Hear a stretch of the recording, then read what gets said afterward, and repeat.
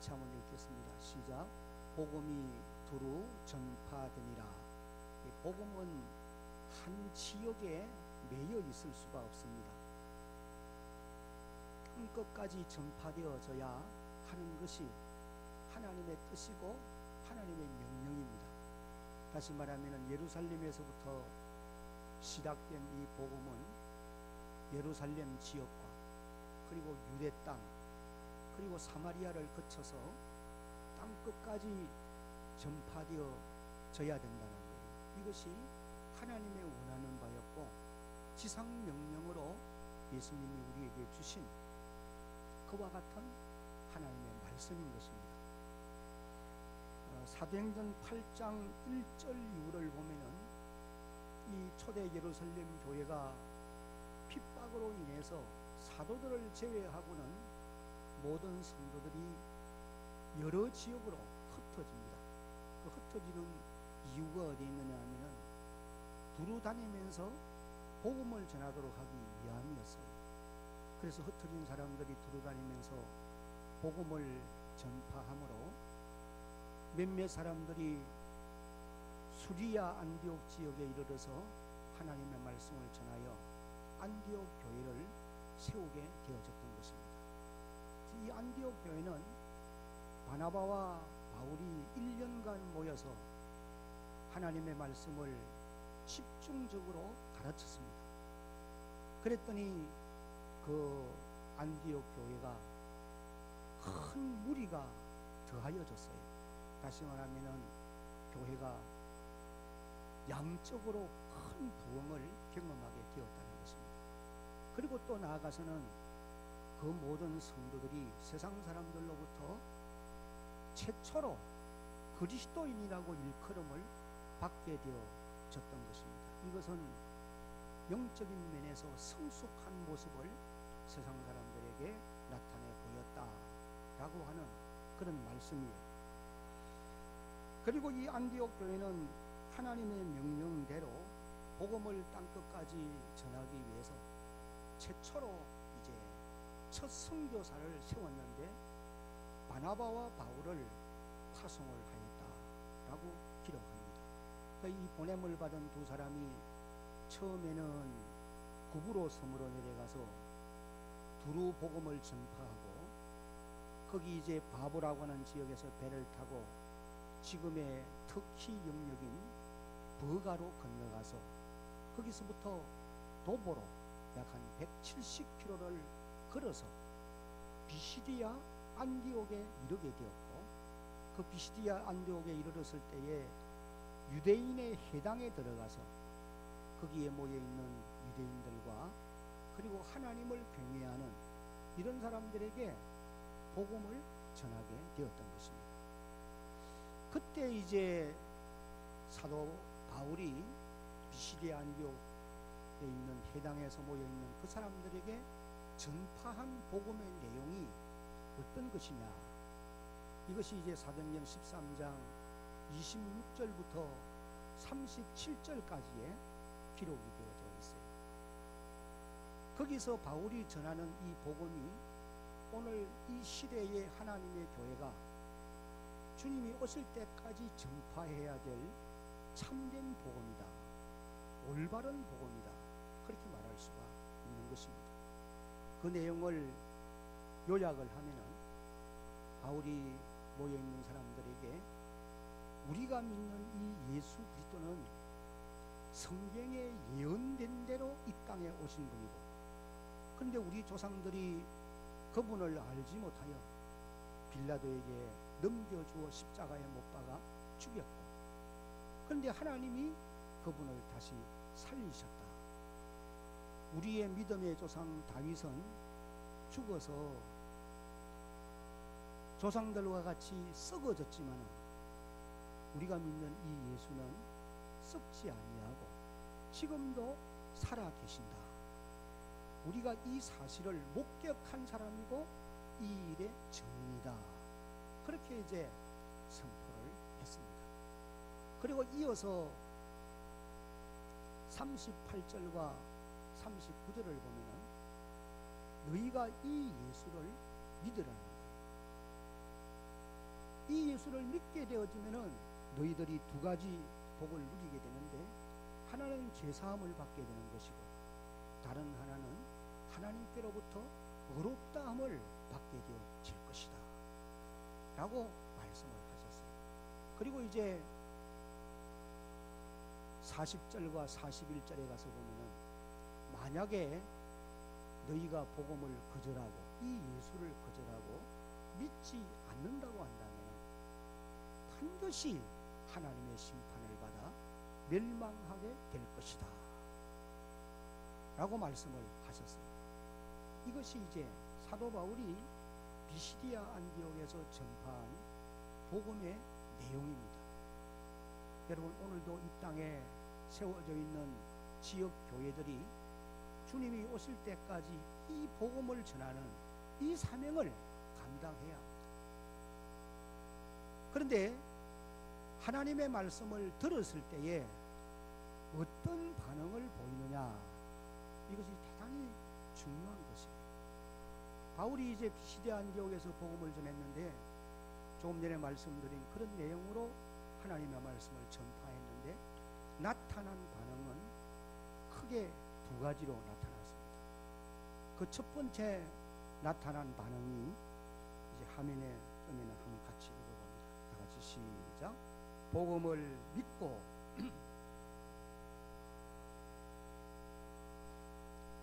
한 번 더 같이 읽습니다. 시작.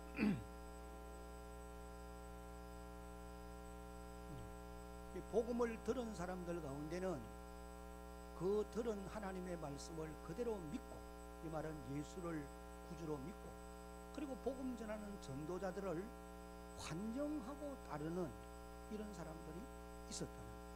이것이 이제 오늘 우리가 읽은 42절 43절에 보면은, 그들이 나갈새 사람들이 청하되 다음 안식일에도 이 말씀을 하라 하더라. 해당의 모임이 끝난 후에 유대인과 유대교에 입교한 경건한 사람들이 많이 바울과 바나바를 따르니 두 사도가 더불어 말하고 항상 하나님의 은혜 가운데 있으라, 그렇게 권하더라, 그렇게 기록을 하고 있습니다. 여러분, 오늘 여러분들도 하나님의 말씀을 들을 때에 언제나 이런 반응을 보이는, 이런 반응을 나타내는 그런 하나님의 자녀들이 되어지기를 예수님의 이름으로 축복합니다. 크게 아멘. 하나님의 말씀 앞에는 이유를 달면 안 돼요. 우리가 그 말씀을 겸손히 받아들이고, 그리고 여기 나오는 이런 사람들과 같은 반응을 언제나 나타내 보일 수 있어야 된다는 거예요. 42절을 보면은 사람들이 청하되, 바울을 통해서 복음을 들은 이 사람들이 이제 청하기를 다음 안식일에도 이 말씀을 하라 하더라. 다음 안식일 날도 이곳에 다시 와서 오늘 우리에게 들려준 그 말씀을 다시 선포해 달라, 그와 같은 요청인 것입니다. 여러분, 우리는 이 말씀을 이제 보면서 몇 가지 기억을 해야 될 것이 있어요. 그 첫 번째는 다 같이 이제 한번 읽습니다. 시작. 복음은 들어도 또 듣고 싶은 말씀입니다. 여러분, 세상 얘기는 아무리 재미있는 것이라도 또 듣고 또 들으면 실증을 납니다. 그래서 같은 얘기를 반복하는 사람은 좋아하지 않아요. 어떤 분들은 자기는 좋아서 얘기를 하는데 몇 번 들은 거거든요. 그러면은 이제 한 번 더 들으면은 100번이다. 그런 표현을 우리가 하지 않아요. 세상 얘기는 아무리 좋은 얘기라도 몇 번 들으면 실정이 나게 되어 있어요. 그래서 반복해서 말하는 것은 그건 잘못입니다. 그러나 복음은 그렇지 않다는 거예요. 100번 들어도 또 듣고 싶은 것이 하나님의 말씀이다. 이것을 이제 우리에게 말씀합니다.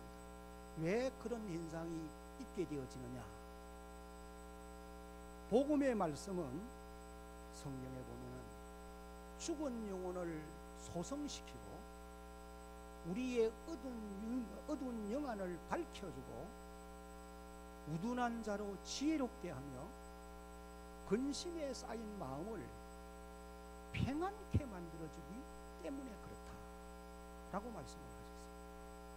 뿐만 아니라 복음은 사람을 변화시키는 능력이 있기 때문에 복음은 또 듣고 들어도 언제나 성령의 역사하심으로 새로운 말씀으로 우리가 받아들이게 되어진다는 거예요.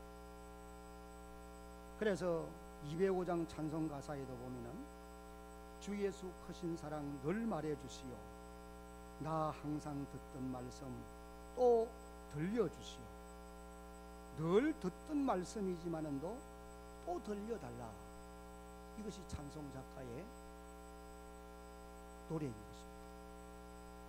그러므로 오늘 저와 여러분들의 심령도 복음의 말씀을 100번 들어도 또 듣고 싶어하는 그런 심령들이 되어질 수 있어야 이런 심령이 하나님께 복을 받을 심령이고 또 이런 심령은 성령의 도우심으로 가능하게 되어진다 라고 하는 사실을 깨달을 수 있기를 바랍니다. 여러분들이 반복해서 듣는 이 구원의 복음의 소식이 인간적인 귀로 들으면은 했던 그 말 또 한다 그렇게 말할 수 있겠지만은 그러나 타락한 심령들은 구원의 복음을 계속 들어야 됩니다. 그래야 우리의 심령들이 성령의 작업으로 새로워질 수가 있고 우리가 새로운 사람으로 변화되어져 갈 수가 있는 거예요.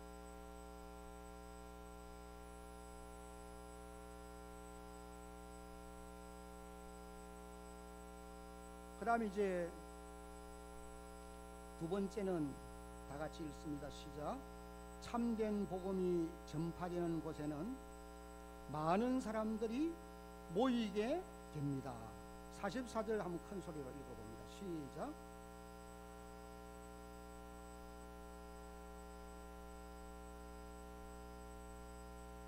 여기 온 시민이 거의 다 말씀을 듣고자 하여 모였다. 이 말은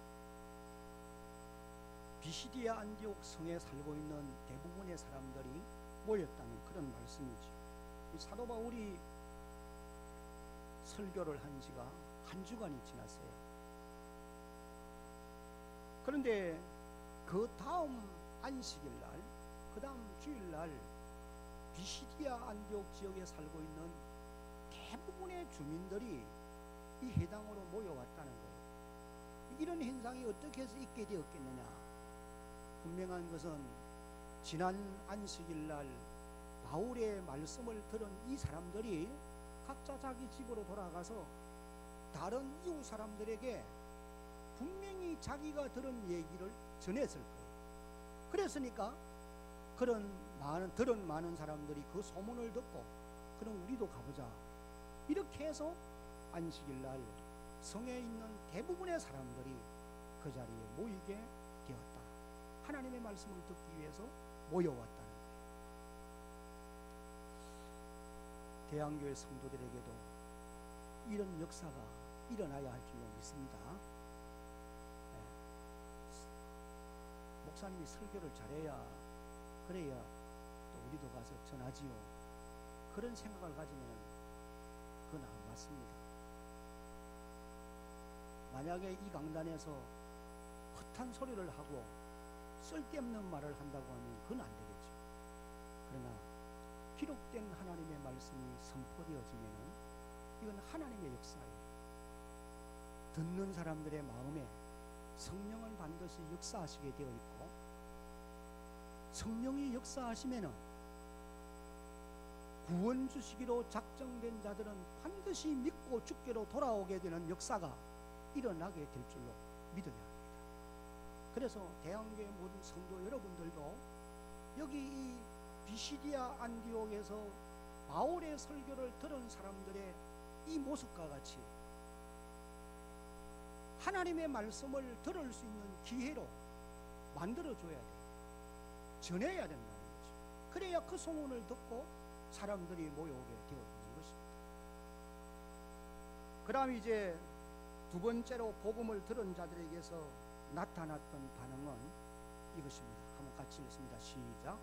복음을 거부하고 전도자들을 핍박하는 자들이 있었습니다. 여기 이제 45절을 소리내서 한번 같이 읽습니다. 유대인들이 시작.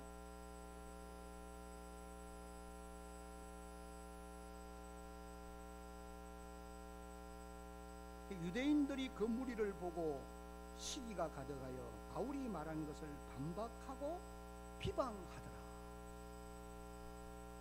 복음이 전하여지는 현장에는 복음을 믿지 아니할 뿐 아니라 복음을 믿지 못하도록 방해하는 무리들이 있다고 하는 것입니다.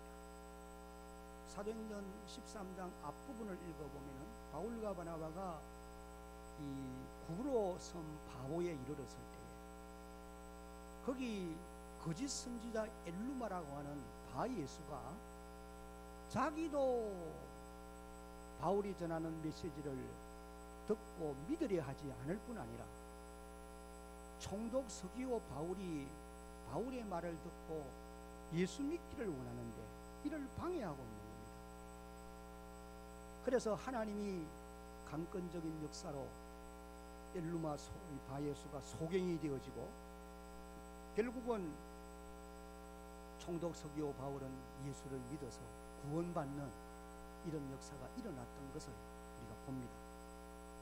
오늘도 복음을 거절하고 전도자들을 비방하는 이런 현상은 하나님의 말씀이 전파되어지는 곳이면 어디든지 있게 되어 있다는 거예요. 왜냐하면 그 지역을 사로잡고 있는 이 세상신 어둠의 권세가 그렇게 역사하기 때문에 그렇고, 또 한 걸음 나아가서는 사단의 도구가 되어서 사용되어지는 자들이 있기 때문에 이런 역사는 있게 되어 있는 것입니다.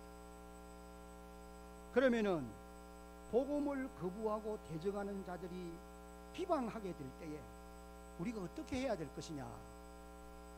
여기 이제 사도 바울과 바나바가 어떻게 하였는지를 우리가 몇 가지로 살펴보려고 합니다. 그 첫 번째는 한번 다 같이 읽어봅니다. 시작. 담대하게 말씀을 전파해야 합니다. 46절로 48절 다 보십시오. 바울과 바나바가 담대히 말하여 이르되 하나님의 말씀을 마땅히 먼저 너희에게 전할 것이로되 너희가 그것을 버리고 영생을 얻기에 합당치 않은 자로 자처하기로 우리가 이방인에게로 향하노라. 주께서 이같이 우리에게 맹세하시되 내가 너를 이방의 빛으로 삼아 너로 땅끝까지 구원하게 하리라 하셨느니라 하니 이방인들이 듣고 기뻐하여 하나님의 말씀을 찬송하며 영생을 주시기로 작정된 자는 다 믿더라. 우리가 여기서 먼저 바울과 바나바가 복음을 비판하는 사람들, 자기가 전하는 이 말을 반박하고 비방하는 이런 사람들이 있게 되어졌을 때에 어떻게 했느냐? 그들에게 위축을 받아서 그냥 중단하고 말았느냐? 그것이 아니라는 거예요. 담대하게 그들에게 복음을 전했다고 하는 이 사실을 오늘 우리가 기억할 필요가 있는 것입니다. 한번 따라합시다. 바울과 바나바가 담대히 말하여 이르되, 오늘 우리 성도들, 저와 여러분들의 문제는 무엇이 문제냐면은 사람들 앞에서 담대하지 못하고 언제나 위축을 받고 비겁해지는 것이 문제라고 그렇게 지적을 할 수가 있는 것입니다. 내가 복음을 전하면은 손해를 보지 않을까, 또는 내 체면이 깎이지 않을까, 내가 내 얼굴에 수치가 돌아오지 않을까, 이런 부끄러움들, 이런 여러 가지 이유들로 인해서 복음을 전하지 못하는 이와 같은 경우 것이 하나 있는 것입니다. 최근에 특히나 이슬람권에 일어나고 있는 얘기를 들어보면 그런 지역에서는 복음 전하는 일이 참으로 두려운 일이다라는 것을 알 수가 있어요. 전하는 말에 의하면 친형제들이라 할지라도 예수를 믿게 되어지면 칼로 찔러 죽인다는 거예요. 그리고 위협을 가할 때에 이제 도망을 가게 되면 집안을 망신시킨다 그런 생각을 가지고 끝까지 추적해서 끝까지 죽인다. 그뿐만 아니고 과격 이슬람 무장단체 같은 이런 자들의 박해하는 얘기를 들어보면 우리가 생각하는 상상을 초월하는 그런 무서운 핍박을 가한다는 거예요. 그래서 이슬람권에서 복음을 전하려고 하면은 여러 가지 방해 요소가 있지만은 가장 그 중에서도 큰 방해 요소는 사람의 마음의 두려움이다. 전도자들의 마음의 두려움이다. 그렇게 이제 표현한 것을 보게 되어집니다. 오늘 우리가 살고 있는 이 땅에서는 그런 무서운 핍박이 사실 없습니다. 물론 복음을 전하다 보면은 사람들로부터 욕을 들을 수는 있고 또 다른 사람들에게서 냉대를 받을 수는 혹시 있을 수 있어요. 그러나 그런 무서운 핍박은 이 땅에서는 있을 수가 없습니다. 종교의 자유가 보장되어 있는 우리나라와 같은 곳에서는 여러분들이 마음의 결심만 가지면 담대하게 복음을 전할 수 있어요. 이것이 하나님이 오늘 저와 여러분에게 주신 은혜요 축복인 줄로 깨달아야 합니다. 이런 자유의 세계에 살고 있는 이것이 얼마나 큰 복인가 이것을 우리가 알 수 있어야 된다. 사랑하는 우리 성도 여러분, 저는 여러분들 모두가 첫 선교사 바울과 바나바처럼 복음을 반대하는 자들 앞에서도 담대히 하나님의 말씀을 전할 수 있는 그런 주의 백성들이 되어지기를 예수님의 이름으로 축복합니다. 두 번째로 바울과 바나바가 반대하는 자들 앞에서 담대하게 복음을 전할 수 있었던 것은 한번 같이 읽어봅니다. 시작. 그들 자신이 이방의 빛으로 하나님이 세우신 것을 확신했기 때문이다.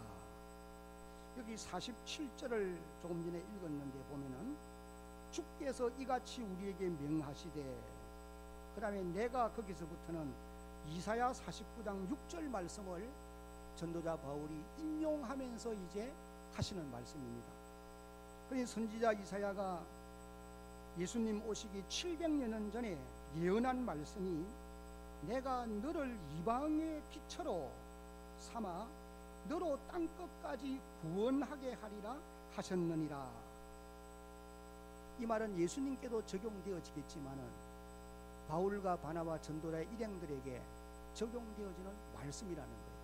하나님이 나를 이방의 빛으로 보낸 자이기 때문에 나는 구원의 복음이 빛인데 이 구원의 복음을 전하지 않을 수가 없다는 거예요. 그리고 또 고린도전서 9장 16절을 보면은 바울이 이런 말씀을 한 것을 읽어보면은 이해를 할 수 있습니다. 내가 복음을 전할지라도 자랑할 것이 없으면 내가 부득불할 일이라. 만일 복음을 전하지 아니하면 내게 무엇이 있다고요? 화가 있을 것이라. 그 사도행전 20장 4절을 읽어보면은 바울 자신이 어떤 상황 가운데서도 복음을 전해야 하는 이유는 이것은 주께로부터 내가 받은 사명이기 때문에 그러하다. 그렇게 이제 선포를 하고 있는 거예요. 이 사명이라는 거예요.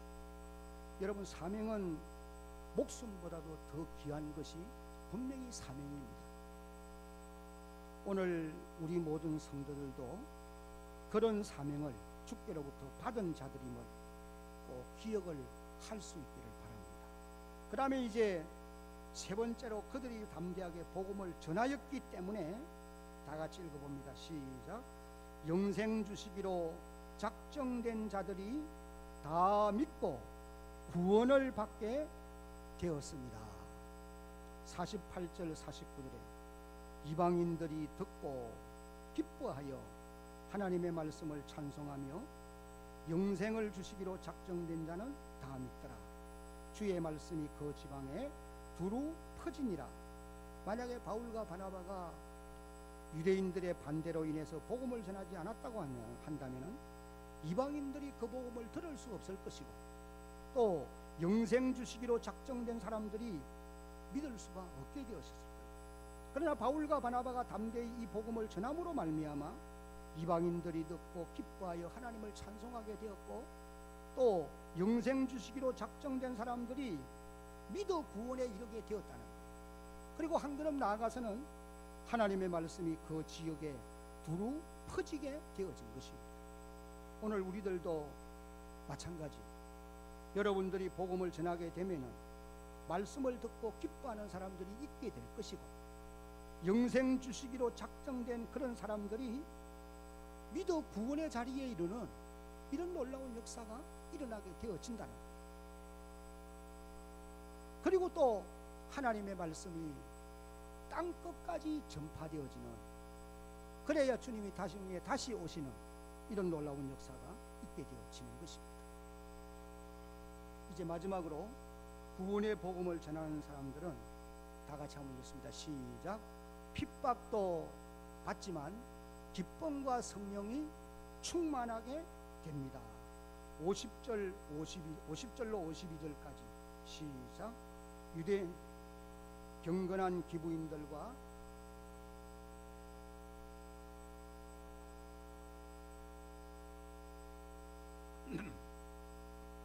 두 사람이 그들을 향하여 발에 티끌을 떨어버리고 가거늘 제라들은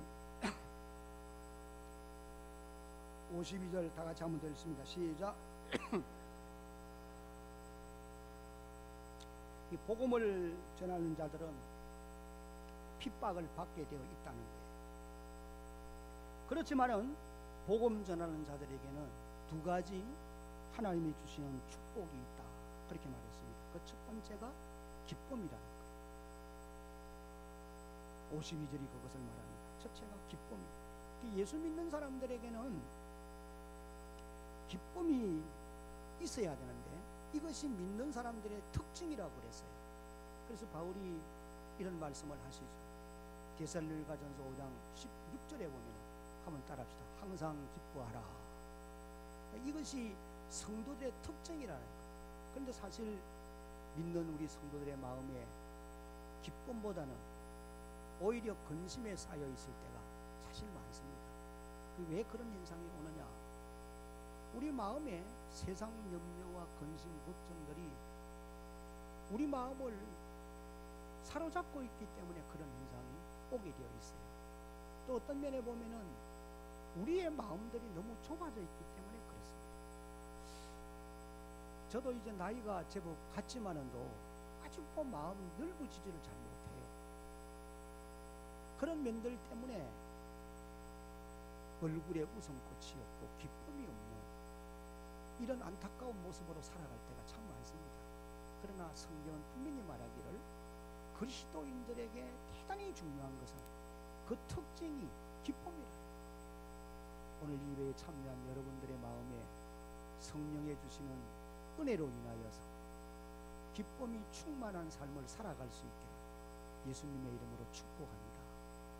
근데 성경은, 오늘 성경을 보니까 우리가 항상 기뻐하며 살 수 있는 사람 되기 위해서는 복음을 전하는 자가 되어야 됩니다. 왜냐하니까 하나님이 하나님의 기쁨을 전도자들에게 주시는 거예요. 여기 52절이 그것을 말하고 있어요. 핍박을 받는데 기쁨과 성령이 충만하더라, 그렇게 되어 있어요. 그래서 복음 전하는 자들에게 또 한 가지 주는 축복이 성령이 충만합니다. 이것이 이제 52절에서 기록되고 있는 그런 말씀인 것입니다.